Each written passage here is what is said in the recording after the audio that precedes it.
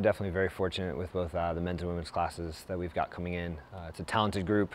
They've got a great work ethic, great commitment, and already they've been having an impact on our team, mixing it up with some of our top returners, and we're very, very excited about the enthusiasm and the talent that we were able to bring in for this year's class. Yeah, I mean, I think it's the nature of a place like Harvard. We're able to attract, there's a lot of smart, talented distance runners out there, and it's exciting to see the program continue to rise and continue to attract, better and better talent each and every year.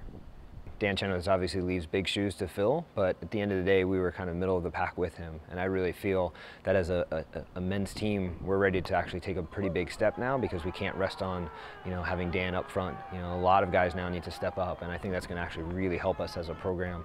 We're going to have a number of guys who could be, on any given day, the #1 finisher for us. And I really can see us kind of climbing the ranks, specifically within the Ivy League, but even in the region, and really making some noise, which I think could be fun. Michael's a great leader. He absolutely leads by example, but has also really grown into the role of speaking up and advocating for what needs to be said and done. And I think the guys really look up to him, and we're excited about the leadership that he's going to bring for us throughout the year.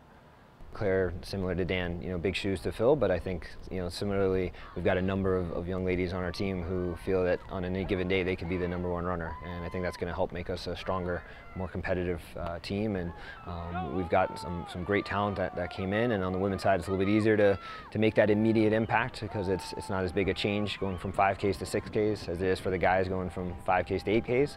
But yeah, I'm just overall really excited about where our women's team is at and what we've got coming up this season.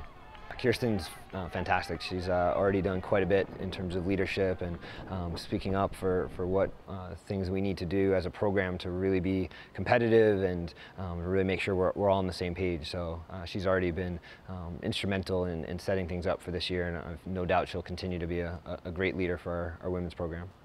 Yeah, I mean, I really like having it early in the season, because it's a lower key meet in terms of only having 2 or 3 teams, but at the same time, there's something on the table. There's definitely something that gets them up, gets them pretty motivated. Those are our rivals. Those are the ones that we really, really want to be able to go out there and be competitive with. And so, in a lot of ways, we're clearly not going to be race fit and race sharp, but I still think that we can go out there and mix it up and be competitive and kind of start our season off on hopefully a really good note.